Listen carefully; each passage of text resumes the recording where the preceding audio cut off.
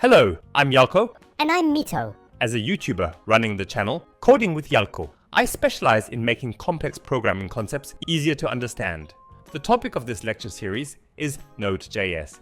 It aims to take you from someone who just knows how to use Node.js to someone who understands and uses it properly. Typically, lectures titled Node.js cover a bit of Node.js and then proceed to practices like building web services using various libraries and frameworks. However, this lecture focuses specifically on studying Node.js itself. It aims to give you a deeper understanding of the platform structure and functionalities. Please keep this in mind when purchasing the lecture. Roughly the first 54 minutes of the 4.5-hour lecture can be watched for free on YouTube. You can then proceed to the full content on the platform, linked in the pinned comment. I've prepared this course with care to ensure your time and money are worth it. I hope this will be an informative and enjoyable lecture for everyone who enrolls. Let's begin Yalko's Node.js series.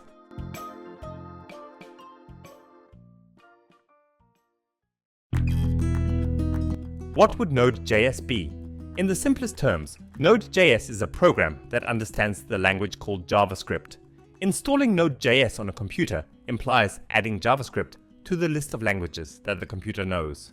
That is, once Node.js is installed on your computer, you can now command your computer using JavaScript. JavaScript was originally a language used only within a program called browser. Browsers are the programs like Chrome, Edge, Safari that we use when surfing the web. JavaScript used to be transmitted from server to client along with HTML and CSS documents, then operated on the client's browser to manipulate web page elements or provide functions due to clicks and so on. Like what is shown in this code, using JavaScript was solely for functioning in or loaded into an HTML document. Therefore, JavaScript from this time was solely for web front-end developers. At some point, many developers felt that it was a waste to use JavaScript only in browsers. In particular, a developer called Ryan Dahl wanted to apply the benefits of this language even to server-side programs. In 2009, he materialized this by creating Node.js, which brought significant changes to the development ecosystem. Now we can utilize JavaScript not only in web front-end, but also in back-end, mobile apps, desktop apps, IoT, and many other areas. Browsers have a component called the JavaScript engine. It's a program that converts JavaScript code into a language that the computer can understand and execute. Just like each car model uses a gasoline engine, browsers use JavaScript engines that either they or another company has created. Ryan Dahl decided to use the engine of Chrome, which boasted exceptional performance at the time. It was an engine called V8, an engine that executes JavaScript very quickly and efficiently. He embedded this engine to be usable outside of browsers, and by creating additional components like libuv, he completed Node.js. Now, with Node.js installed, you can run JavaScript, which used to only work in browsers on any computer. So, it's like taking the gasoline engine from the best performing car, modifying it, and making it so that you can do farming, generate electricity, and run pumps with gasoline. Yes, that's one way to understand it. Thanks to Node.js, we can now do much more in JavaScript than we ever could before. We can construct various forms of servers, create desktop application, and even control various devices via the Internet of Things. Web front-end development has indeed become much more convenient than before. Wait, web front-end runs on a browser. What's it got to do with Node.js? Well, when we develop with React these days, for instance, we write concise codes with a syntax called JSX, which is used in React. The process of converting this into JavaScript that can be executed in a browser is done through Node.js. Not only that, Node.js is used to automatically download and manage necessary libraries, perform various tasks in the development process, like checking if there are any issues in the code.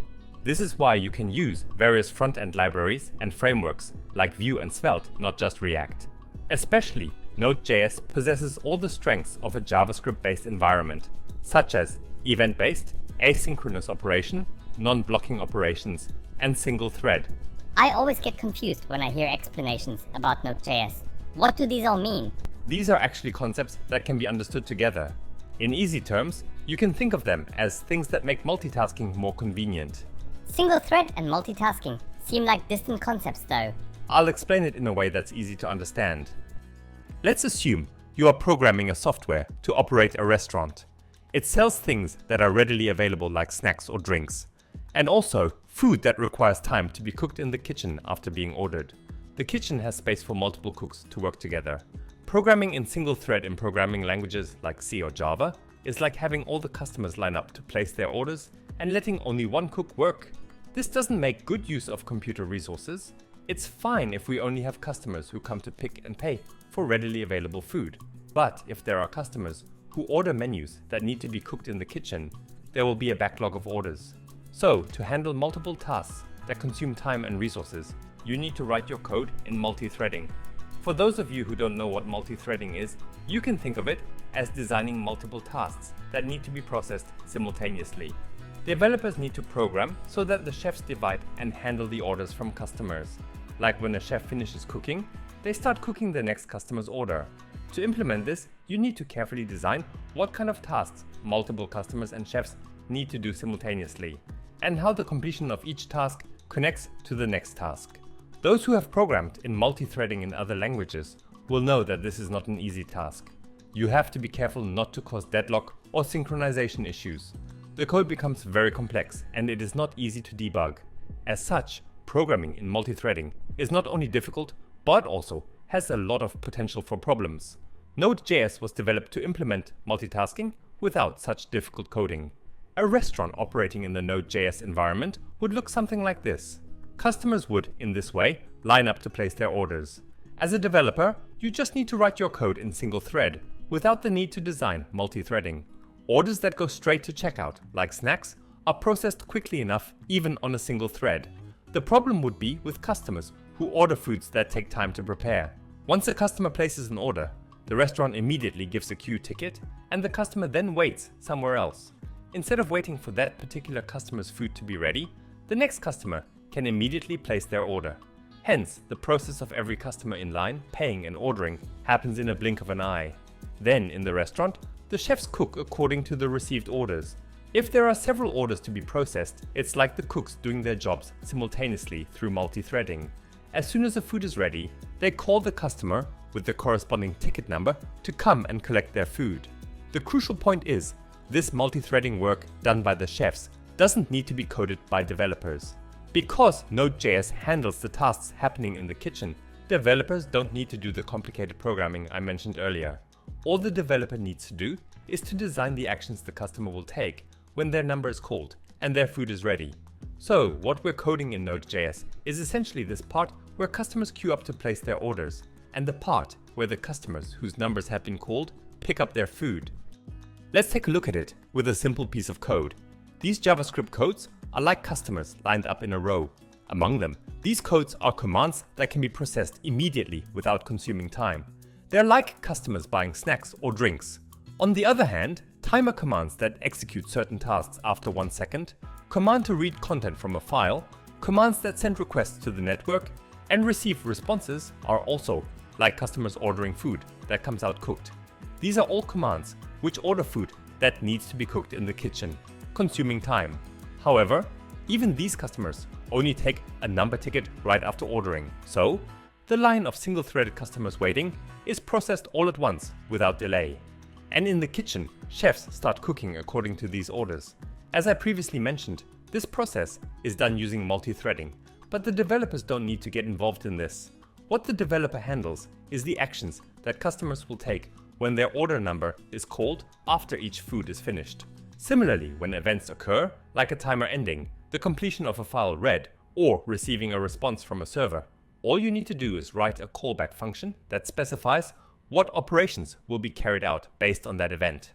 Now you must understand what being single-threaded and event-based means in Node.js. Then, what are asynchronous and non-blocking? These are two concepts that can confuse each other, and most asynchronous designs are non-blocking. In this analogy, to explain how to distinguish the two, the equivalent of asynchronous is the fact that the customer orders food and then leaves the line to wait elsewhere after receiving their taken number ticket. This customer spends their free time without caring about what's happening in the kitchen until the event of their number being called. In other words, the job to start a specific work and to process the outcome are separated, and non-blocking means that, as the term itself indicates, this customer's order does not delay the next customer's order. Since the customer who ordered the food gets a ticket and leaves the line right away, there's no need for the next customer to wait until the meal is over. I see. It seems like they are saying the same thing, and it's really hard to distinguish. Yes, like most birds are flyers, since asynchronous is non-blocking for the most part, you can think that these two concepts are usually applied together. This approach utilized by Node.js allows developers to conduct most of their work safely and conveniently, but it can also lead to performance impairment in tasks requiring intensive use of the CPU, such as large-scale mathematical calculations. Node.js does offer features to implement multi-threading in order to address this issue, but it's uncommon to build such types of products with Node.js, so it's not frequently used. In this video, we simply got to know Node.js through metaphor. In the upcoming videos, we'll get to know more detailed and in-depth content.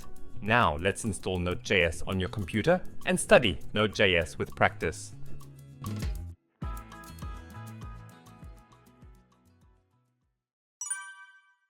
First, we are going to install Node.js. Please open a browser and enter this address in the address bar, or you can also visit the official page by searching Node.js on Google. You will see a web page like this. Just click this download button and download the LTS version. The LTS version refers to the most verified and stable version among recent versions. Execute the downloaded file and proceed with the installation. There isn't anything particularly need to be set in this process. After installation, run PowerShell in Windows and Terminal app on Mac. If you have another terminal program you use, it's okay to use. Now enter node-version or node-v for short in the command window of the program. It's a command to check the version of Node.js installed on your computer. When you do that, if you see a version number display like this, it means it was successfully installed. You can see the same result in PowerShell in Windows. If a version name like this does not appear, and a different message appears instead, you need to reinstall Node.js. Now, we'll be installing programs for coding practice. For Windows, I recommend you install a program called git bash before using PowerShell. This is because a few problems may occur with some commands related to Node.js in PowerShell. Visit the official Git website, gitsem.com. This is only for Windows users. On the main page, you'll see a download button like this. Click this to download and launch the installation file. One important thing during Git installation is that it has to be installed on the C drive. If you install it on other drives, you might face issues during your practice. After finishing the installation, you can press the start button, type in git bash, and you'll see the program installed like this. Running it will open up a terminal window like this, where, like PowerShell, you can issue commands to your computer. If you want to become a developer, you'll inevitably have to use Git. So, if it's not installed on your computer yet, please install it now. Git bash is widely used among developers who use Windows because it has the same command system as the terminal in Mac or Linux. Now, I'm going to install a code editor that works on both Windows and Mac. In this tutorial, we will use VS Code. But if you already have a code editor or IDE you're familiar with, feel free to use that. You can access the official site like this by searching VS Code on Google. Once again, just click on the download button on the main page to download the installation file. After you've finished installing, when you launch VS Code, you'll see a screen like this. Now, let's make a folder for our exercises. Create a folder wherever you'd like. However, keep it local, not on the cloud. I've named mine Learn Node.js like this. Next, go back to VS Code. Whether it's from the welcome screen or from the file menu, please click Open. For those using Windows, click Open Folder. And then choose and open the practice folder you created a moment ago. If a screen like this comes up, check the boxes above and choose Yes. You can confirm the name of the opened folder in the top left corner like this. Let's open the Terminal tab on VS Code now. Click New Terminal from the Terminal menu at the top. Please remember the shortcut key displayed on the right for convenience. Then you can see that a terminal window opens at the bottom like this. For Windows, the default program for the terminal is likely set as PowerShell. You need to change this to git bash. Please click on the right arrow and then click Select Default Profile. Then select git bash from the list that appears at the top. If Git is not installed on the C drive, this item will not be displayed. Now, every time you open a terminal window, git bash will open within it. Then, please change the currently open terminal to git bash as well. The terminal screen will be changed to the form you saw in git bash. When you open a specific folder in VS Code and open a terminal window, you'll see it opens at the respective location like this. It's the same on a Mac. There's no need to set anything special on a Mac. This blue ribbon-like thing is the result of me setting up the terminal theme, so don't worry if your terminal differs from this. Like we did in Terminal App, PowerShell and git bash earlier, you can see the results displayed when you type in commands like this in this window. In this way, we will proceed with the exercises by typing commands in the terminal window of VS Code. Not only VS Code, but other code editors or IDEs also provide such terminal windows, so feel free to make use of them. Now let's create a JavaScript document and run it with Node.js. Please right-click on the Explorer area on the left and click New File. And then let's create a file named hello.js like this. It's okay if you name your file differently. Then please write the code like this in the document and save it. Always remember to save each time you enter code into the document before run it. Now I'm going to type a command in the terminal to execute the code that's been written in this document. Type node like this in the terminal, followed by a space, and then type in the first letter of the file name. Currently, there's only one file in this folder that starts with that letter. So if you press tab in this state, you'll notice that the file name is autofilled like this. Then, after you press enter, the console log written in the code will run, and you'll see the string displayed below. Through the JavaScript engine provided by Node.js and the console object, we can see the result of executing JavaScript code in an environment other than a browser. Like this, we've installed Node.js on your computer and set up a practice environment. Now, let's take a closer look at Node.js step by step. In today's session, we'll be looking into Node.js's REPL. REPL, which stands for Read Eval Print Loop, is an environment that provides immediate feedback on code written in a specific language, in a terminal or similar interface, without the need to write a separate code file. It's a feature provided not only in Node.js, but also in other languages like Python and Ruby. We'll learn more about it by trying it out ourselves. Please open the terminal window after opening the folder you created last time in your code editor. Although you can run it in a general terminal program, we'll be using the terminal in the code editor for convenience. Please enter just Node like this on the terminal, then press enter. Then you can see an interface showing up where it can accept inputs differently from before. The REPL of Node.js has been activated. Now you can put JavaScript code or some specialized commands in this environment here. Let me first input 5 plus 5 like this. In JavaScript, this code returns 10. To return a 10 means that this code can be replaced by 10. We call a piece of code that returns a certain value an expression. If you input an expression into the REPL of Node.js, the return value is displayed as the result, like so. You can see the 10 is printed as the result, like that. Now let's write an expression that adds 3 strings. When a plus operator is used between the strings, it returns the result that concatenates those strings. Thus, you can easily predict that a result like this will come out. This time, we are using operations with Boolean. You can also see that the expression using the AND operator outputs its return value. This time, let's write a code to print logs on the console like this. When you enter, you can see that 1 and undefined are printed like this. I get why 1 is printed because it's logging, but why does undefined come out underneath? The console's log method is not a function for returning something, so it gets undefined as the return value. It is displayed as undefined like this as a result of the last printed output. This time, we'll be using variables. In JavaScript, the code to declare new variables or constants returns undefined. Currently, the value 10 is assigned to x. I'll enter the following code like this. The expression adding 5 to x returns 15. However, this code does not change the value of x. Now we're going to change the value of this variable. The code to assign a new value to an existing variable returns the new value being assigned. So you can see that the result of multiplying x by 2 is printed like this. Lastly, let's use the underscore. In Node.js's REPL, the underscore is used to refer to the last evaluation result. Therefore, this underscore here must be referring to the 20 above. So you can see that 40 is printed like this. This time we'll try inputting multiple lines of code. Henceforward, we input the front part of the for loop like this. We will end it with an opening brace and hit enter. The ability to input the next line of code is indicated like this with ellipsis. With this, I'm going to input the code that prints logs and press enter.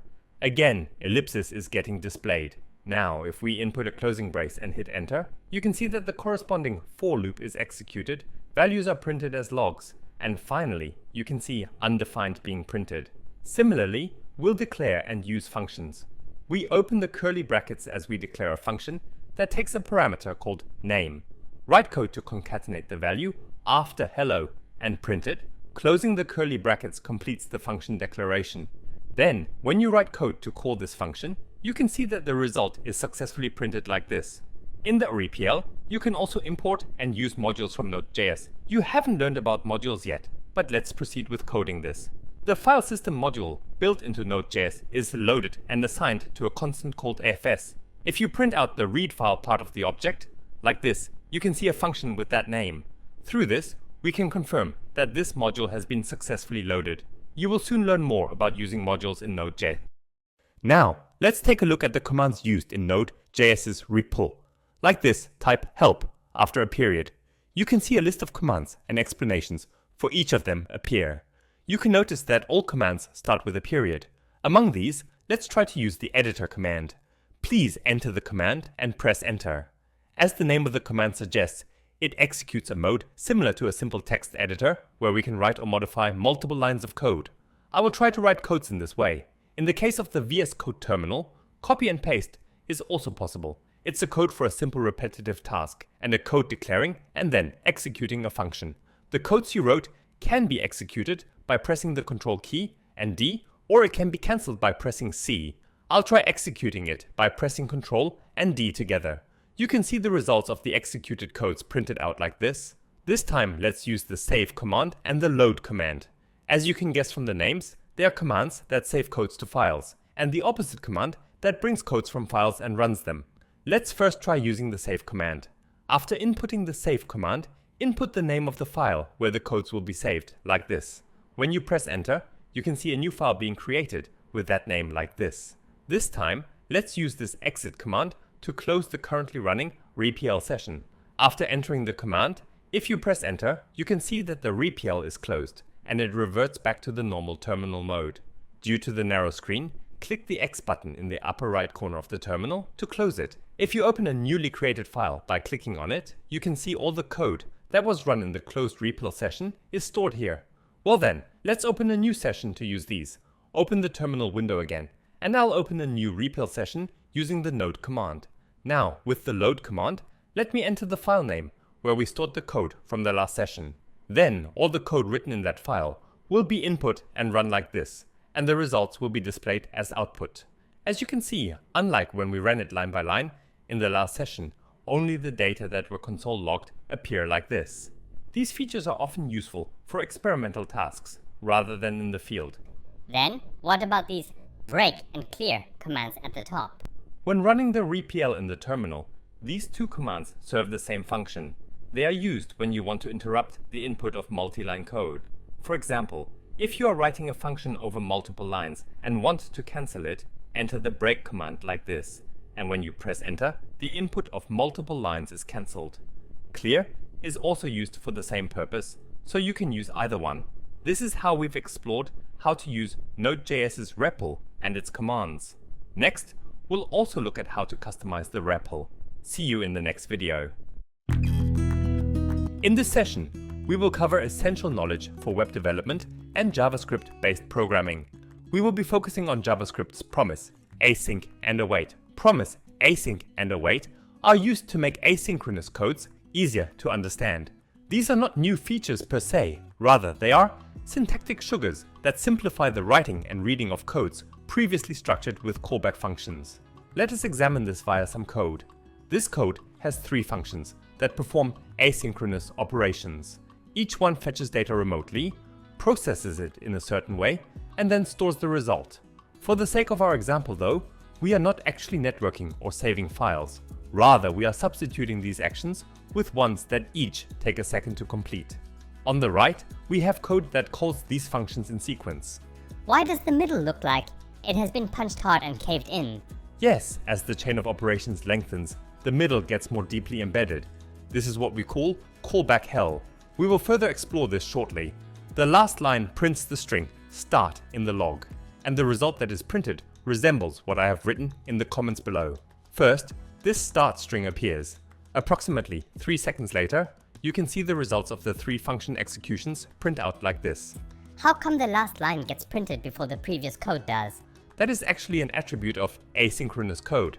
Imagine customers in a row ordering food at a restaurant. The first 3 people have ordered meals that take time to prepare, but the last person has grabbed a ready-made drink and is headed to the checkout. Their checkout process works like synchronous code on a single thread and is quickly underway. The first to leave the store is the customer who only bought a drink. Since it does not consume any time, even if he is behind the other customers, his result comes out first. The rest of the customers leave the restaurant as their meals get ready in the kitchen. The difference between synchronous and asynchronous code is similar to this. This console log is a regular synchronous code, like the customer who only bought a drink. But the functions on the left side are all doing asynchronous tasks, just like the customers who ordered meals that take time to prepare. Also, they wait for one order to be prepared and received before the next person orders. That is why the results are printed out in this order. Let us look at the calling process of these functions. First of all, the fetch data function is executed like this. This function assumes a value fetched from a remote server and produces such a string as a result after 1 second. This value is passed as an argument to the callback function that the fetch data function takes as a parameter.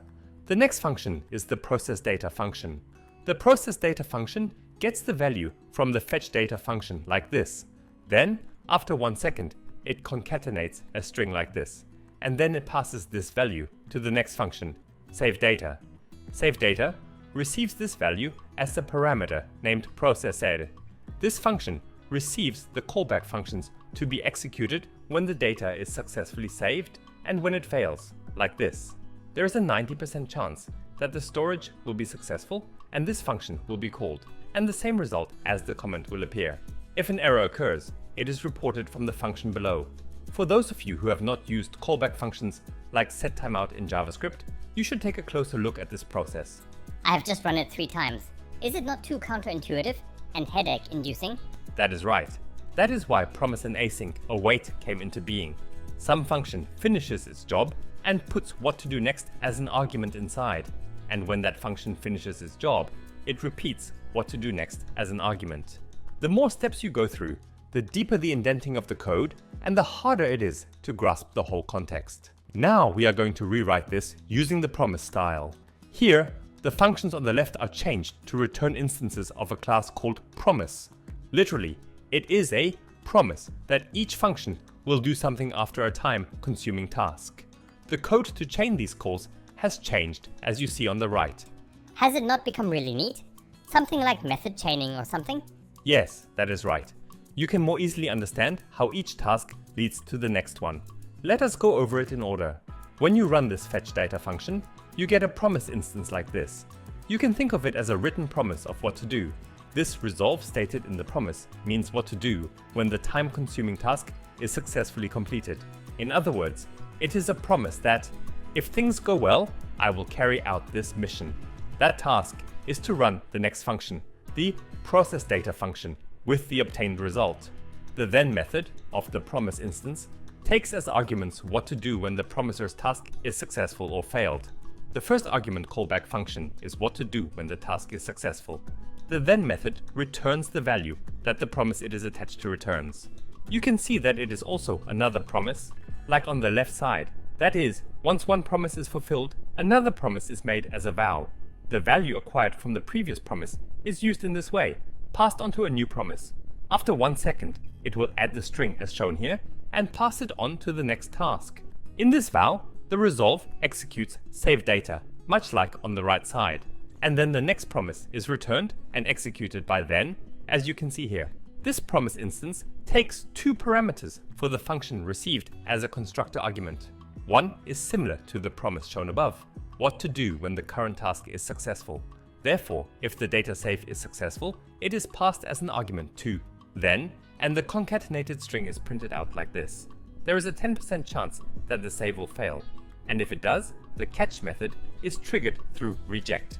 So when using promises, you handle errors with the catch method like this after chained then method calls. Lastly, regardless of whether an error occurs or not. You can pass something to do as an argument to the finally method like this. Using promises, you can write consecutive asynchronous tasks cleanly in this way. Indeed, it seems tidier than callback hell. But this is just a single code, is it not? It feels like making a word too long, and I think it might get a headache if complex tasks are added.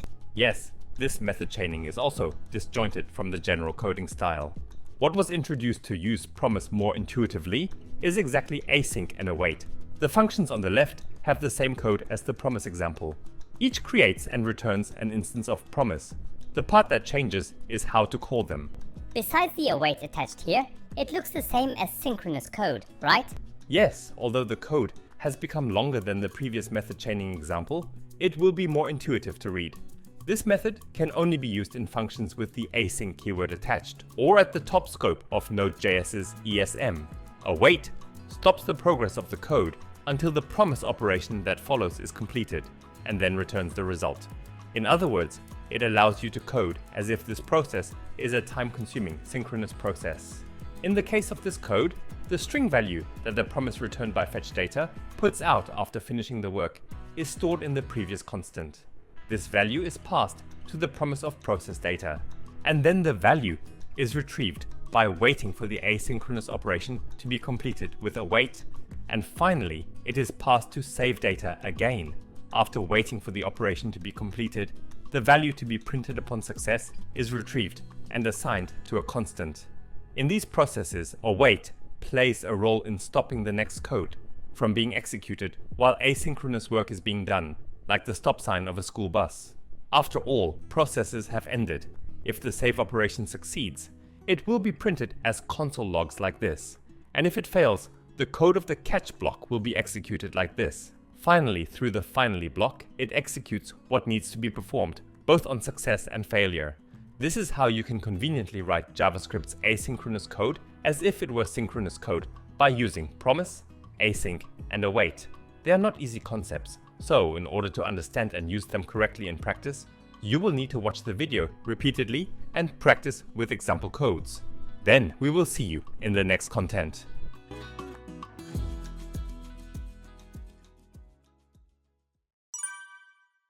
In this video and the next, we will explore the two module systems used in Node.js. A module refers to code that is written not in one place, but divided according to function and purpose. By doing so, you can reuse one piece of code in multiple places, and it makes understanding, modifying, and managing the code easier. The module methods commonly used in Node.js are CommonJS and ES modules.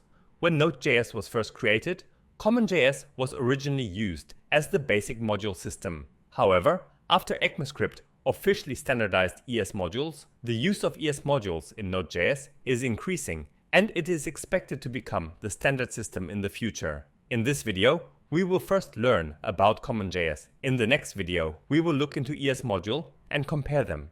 Then, we will move on to the practical session. Create two JavaScript documents like this in the project folder. One is the math.js file to be used as a module. The other is the app.js file that imports and runs other modules.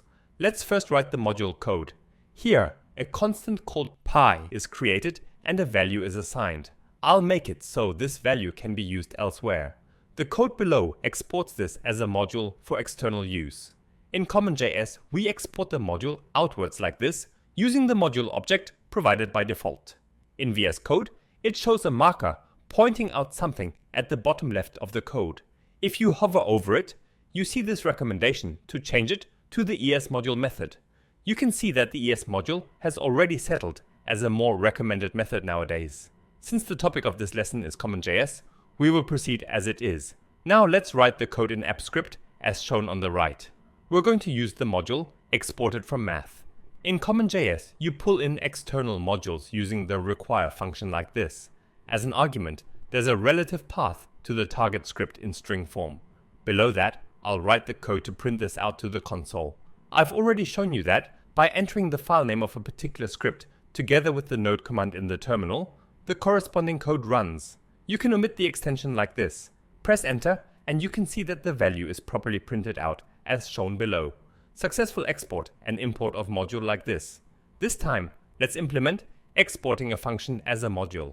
In this way, after creating a function that adds two given parameters, we are going to export it in the same way. In the app, I will modify the code to call and use this as a function. If you run it, you can see it works without any issues. The name of the exported value and the name of the imported value do not have to match. Even if you change such a value of the constant that loads the module in the app, it will work without issues as long as it is used consistently within the document. This time, let's try to encapsulate and export several values as one object. Like this, I'm going to export 3 values. In addition to the already written constant pi and add function, I wrote a class named MathOps that is to export these 3 with such code. This is called shorthand property names, and as a result of simplifying the code within speech bubble. Those who are not familiar with this syntax, you can understand it easily by pausing the screen for a while and taking a look. The app has been written as shown on the right. An object fetched from the math file has been stored in an object called math like this. As shown below, you can access the constants, functions, classes, etc. contained inside the object via its key.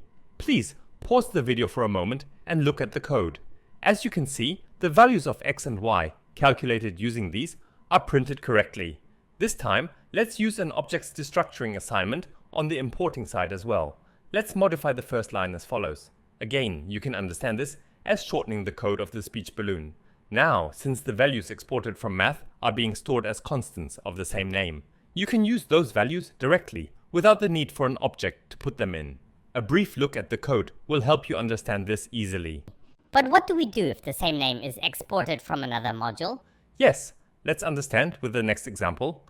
I will write an additional document called vector like this. I also modified the code of math. Please take a look at the codes for a while. Math has functions that operate 2 numbers, and vector has functions that operate 2 vectors composed of x and y. Both have a function named add. They are functions that add 2 numbers and 2 vectors, respectively, and both are exported in the name of add. Now let's call them in the app.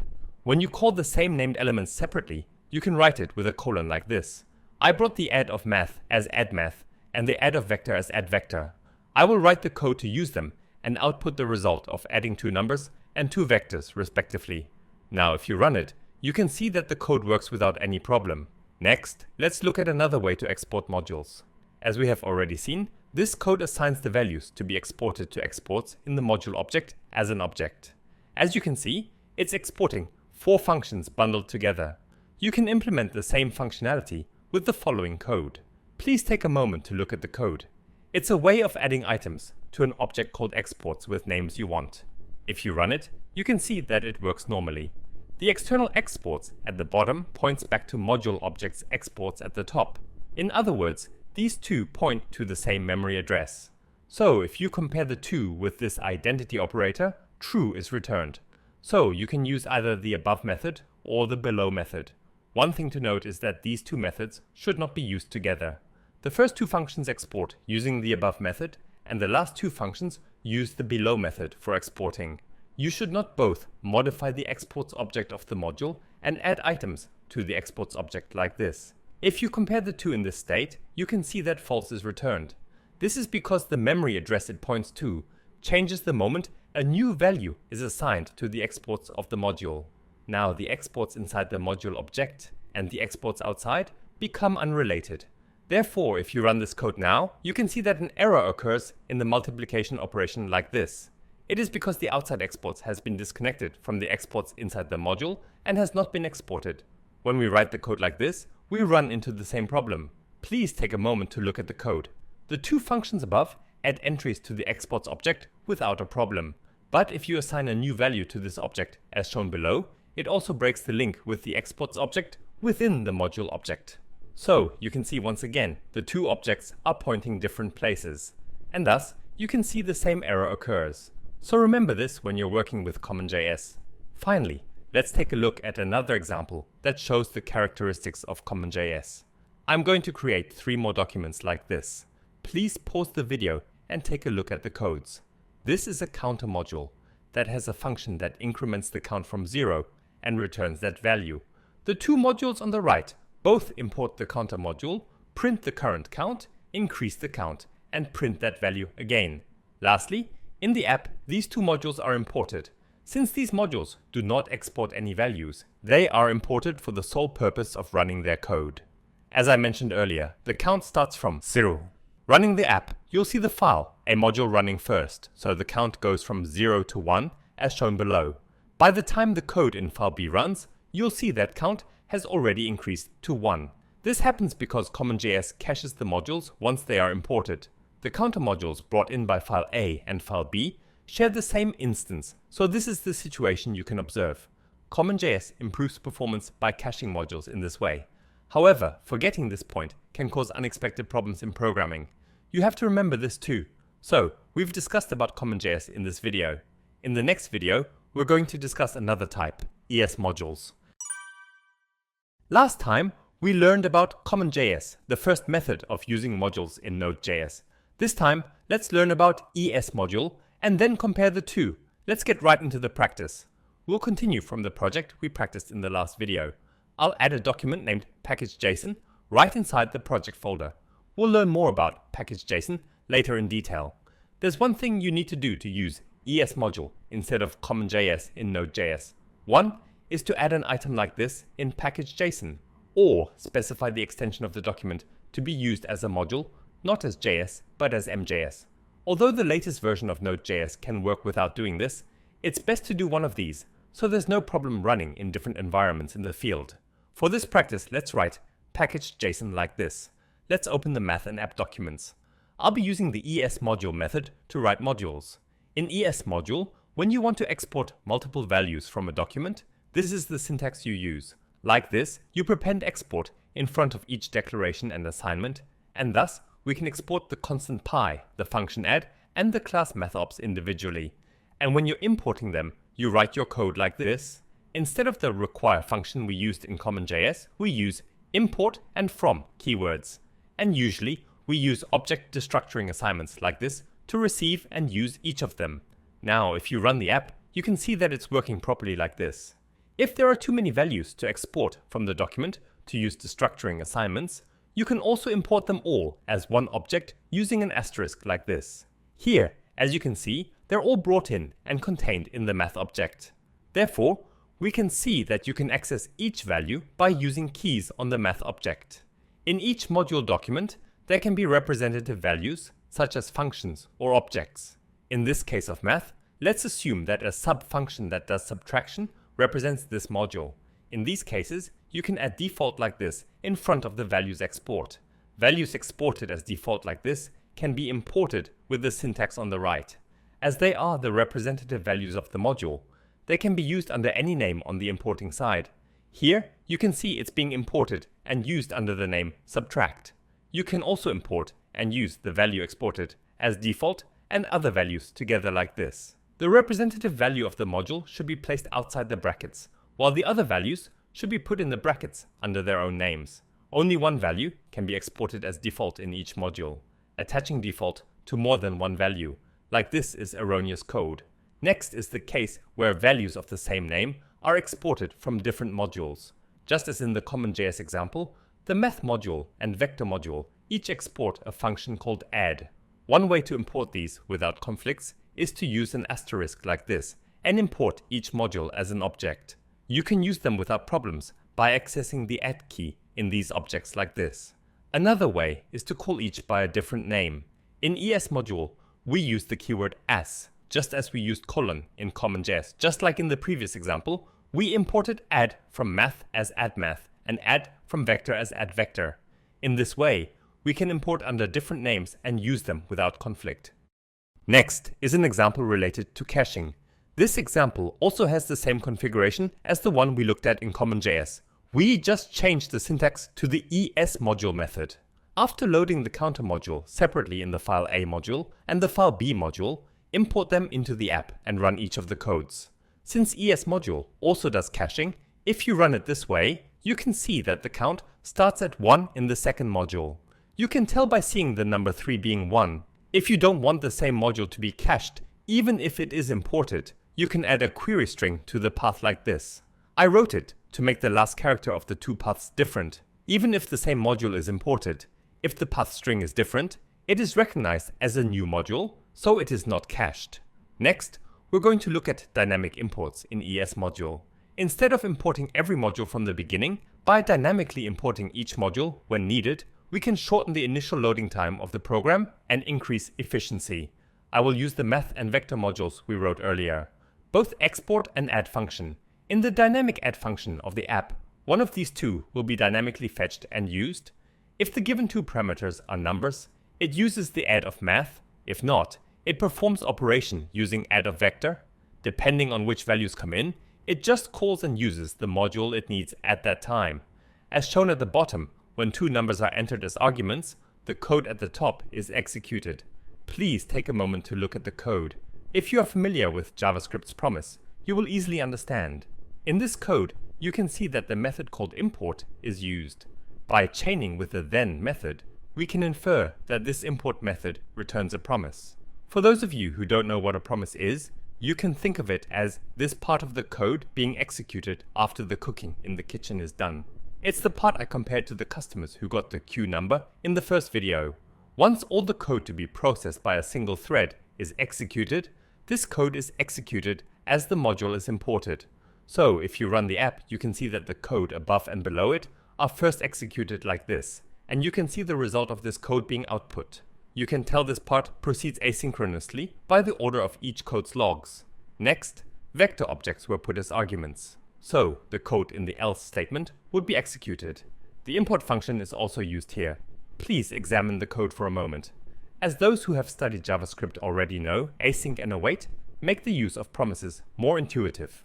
When this part is executed, the log printed before the import appears first. Then, after waiting for the module to be imported, the log below is printed. Then you can see the code on the final line being printed at last. For those who haven't yet learned about JavaScript's async and await, you can skip over the details of this print order for now. Lastly, let's explore another feature of the ES module related to await. I've created a new file called fetch_google. It's a simple code that fetches the HTML code of the Google web page. Wait a minute, you're using await even though it's not an async function? Exactly. ES module loads modules asynchronously internally. Therefore, you can use await directly at the top level scope like this. So if you run the app after fetching the values requested from Google, you can see that the first part is successfully printed like this. On the other hand, in CommonJS, you can only use await by using an async function like this. You can see that the code has gotten more verbose and somewhat complicated. Therefore, ES module allows you to write code more succinctly and intuitively for asynchronous tasks than CommonJS. We have looked at the syntax and features of ES module in comparison to CommonJS in this way. In the next video, we will learn about Nodemon. In this lesson, we will take a look at Nodemon. Nodemon is a convenient tool that makes development efficient in Node.js environment. To make the upcoming practicals easier, we will first learn how to use Nodemon. Let's open the practice folder with VS Code. I have told you before that to execute the code of a certain JavaScript file in a Node.js environment, you need to enter the node command like this in the terminal.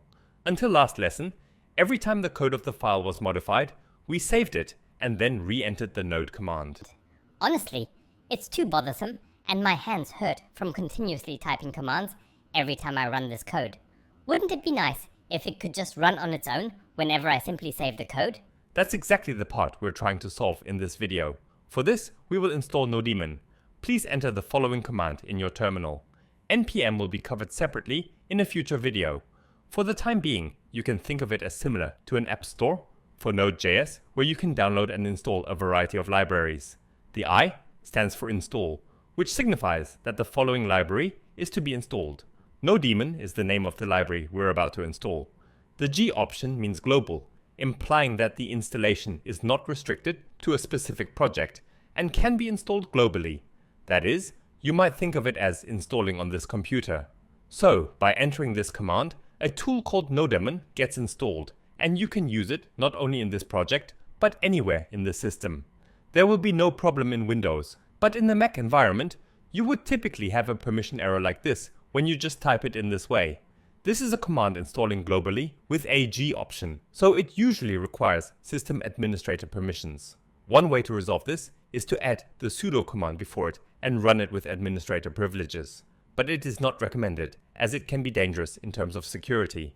One of the better ways is to have global packages installed in the home directory rather than the system directory, because you can handle the home directory with user permissions. I have posted the commands for setting this up on a Notion page. Mac users can just copy and paste these commands into their terminal and run them. First, enter a command like this to create a folder called npm global in the home directory. In the future, global libraries like Nodemon will be installed in this folder. And set npm to use this directory as the global installation path. Next, you add the location of the global package execution file to the computer's path list. You can think of path as your computer's favorites list. Depending on whether your shell is SSH or bash, you can paste and execute one of these two, but if you don't know, you can paste and run both. Now you are ready to install global packages from npm without administrator permission problems. Now try inputting this command again and execute it. After consuming some time, the installation of the Nodemon package will be completed as such. Now let's run app.js using the Nodemon command instead of Node. As you can see, after a few lines of logs are printed, you can see the results of the code execution. When the Nodemon is running and you modify the code in the document as such and save it, the code is re-executed and you can see that the result has changed like this. Now there's no need to enter a new command every time the code is modified. To terminate the running of Nodemon, simply press the Control key and the C key together. You should keep Nodemon running while you're coding and shut it down when done. Let's learn more about how to use Nodemon. I'm going to create a document called index and write the code like this. If you execute the Nodemon command without attaching the file name like this, it will execute the index.js file in the project folder, because index document acts as a default entry point in Node.js. To modify this, add an item called main to package JSON like this and enter the file name you want. If you save this, stop Nodemon and enter the Nodemon command again. You can now see app document running. In this way, you can specify the file to be run by default by Nodemon by setting the main item in the package JSON document. Finally, let's look at how to use the Nodemon configuration document. Create a folder named src in the project like this, move app.js there, and create ignore.js in the same location. And please write the code like this. These HTML, CSS documents can be written in any way. Then create a Nodemon JSON document in the project folder like this and write it. This is a document that allows you to write various Nodemon settings in JSON format. Let's learn how to write and use this document. The first is the exec item.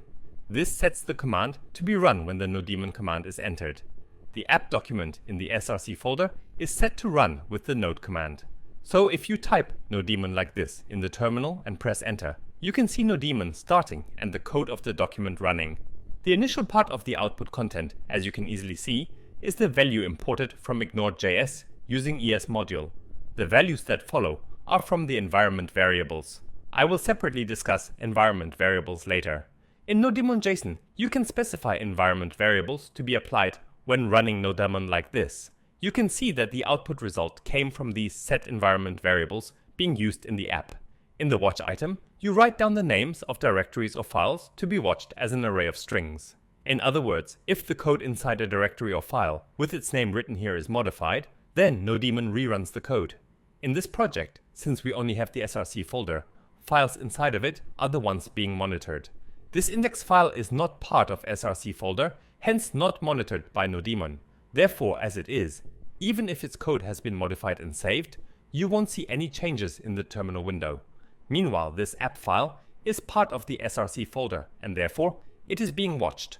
So if you modify the app's code like this and then save it, you can see that Nodemon automatically restarts the code and you can see the updated output as a result. In the XT section, you write which file extensions to watch. It is currently set to watch JS, TS, CSS files.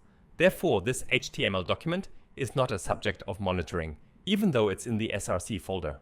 So after you modify and save it, you can see there's no change in the terminal window. Finally, in ignore, you write what to exclude from monitoring even if the above conditions are met. As in the example, you can put directory names, file names, or regular expressions. This ignored.js document was included in the exceptions. Therefore, although it is a value used in app, when you modify and save it, there is no change in the terminal. This time, I will modify this CSS file, which meets the conditions of the monitored target. Although this document has no association with the app's code, when saved Nodemon restarts the code. So, you can see that the value modified in the ignored document is finally output to the terminal. Thus, by writing the Nodemon JSON document as needed, you can efficiently set up your development environment. We have looked at how to use Nodemon like this. From now on, we will be practicing using this Nodemon. Then I'll see you in the next video.